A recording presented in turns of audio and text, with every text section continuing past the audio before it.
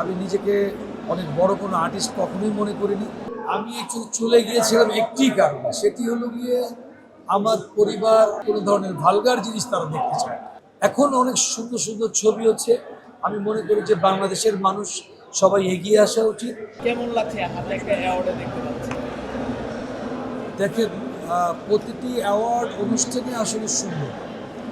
আর বিশেষ করে সাংবাদিকদের যে এই যে আয়োজন সিজিএফবি, আসলে সত্যিকার অর্থে আমি আমার জানা ছিল না। আমি শুধু শুনেছি, কিন্তু আমি আসলে অনুষ্ঠানগুলোতে আসারও সুযোগ হয়নি। আমি অ্যাকচুয়ালি আসিনি এই জন্য, কারণ আমি একটু যে কোনো অনুষ্ঠানের আসলে পিছনে থাকি সবসময়, মানে একটু লুকায় থাকি। মানে ম্যাক্সিমাম কোনো অনুষ্ঠানে খুব একটা আমি আসলে আর যাই না। সেই একবার ফ্রম দ্য বিগিনিং থেকে, আমার শুরু থেকে এই পর্যন্ত যতগুলো অ্যাওয়ার্ড নিয়েছে আমার অন্য কেউ নিয়ে গিয়েছে এবং আমার যাওয়া হয়নি। এবং মেরিল প্রথম আলো থেকে শুরু করে যতগুলো বাংলাদেশে যত পুরস্কার, বহু পুরস্কার পেয়েছি, আমাকে সবাই ভালোবেসে আসলে দিয়েছে। এটি আমি সবাইকে ধন্যবাদ জানাই যে আমার মতো আসলে খুবই সাধারণ, আমি নিজেকে অনেক বড় কোনো আর্টিস্ট কখনোই মনে করিনি। সবসময় নিজেকে সেই ছোট ছিলাম, এখনও সেই ছোট আছি। মানুষের ভালোবাসা পেয়ে একটি জায়গায় গিয়েছিলাম।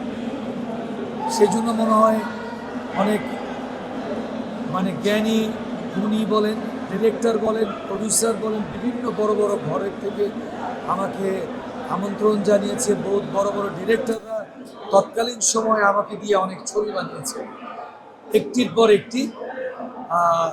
সেটা অনেক, সেই শতের উপরে অনেক ছবি। সেটি আপনাদের সবার ভালোবাসায় সেই শাকিল খান নামটি আজও অনেকের মাঝে ছোট করে হলেও হয়তোবা মনে আছে, হয়তোবা কারো মাঝে নেই। বিশেষ করে আমি বলবো যে ইয়াং প্রজন্মের কাছে হয়তো অনেকের কাছে আমার এই নামটি হয়তোবা মানুষ হয়তো কম চিনে বা কম জানে। তারপরও সবার ভালোবাসা নিয়ে এখনো পর্যন্ত আমি বেঁচে আছি, ভালো আছি। আমি একটু চলে গিয়েছিলাম একটি কারণে, সেটি হলো গিয়ে আমার পরিবার সাংস্কৃতিক মনে, এটা সত্য, কিন্তু তারা কোনো ধরনের অপসংস্কৃতি দেখতে চায় না, কোনো ধরনের ভালগার জিনিস তারা দেখতে চায় না।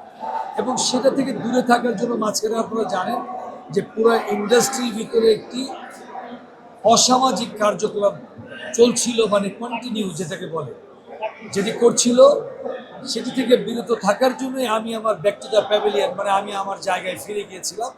এখন অনেক সুন্দর সুন্দর ছবি হচ্ছে। আমি মনে করি যে বাংলাদেশের মানুষ সবাই এগিয়ে আসা উচিত। নতুন এই প্রজন্ম বলেন, বিগত দিনের প্রজন্মের মানুষ বলেন, নতুন ছবি বানাচ্ছে। আপনারা অবশ্যই হলে গিয়ে ছবি দেখুন, ভালো ছবি দেখুন।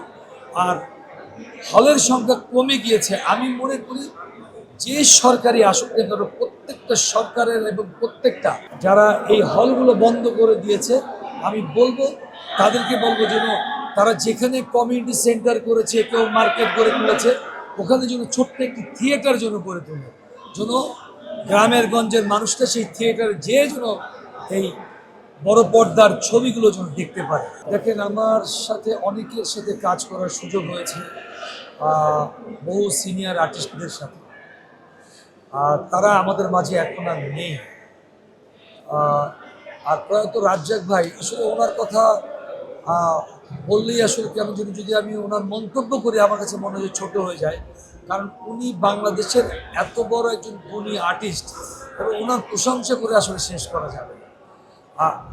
আপনারা জানেন যে আমাদের বিগত দিনের আমি অনেকের সাথে, আমার জসিম ভাইয়ের সাথে কাজ করার সুযোগ হয়েছে,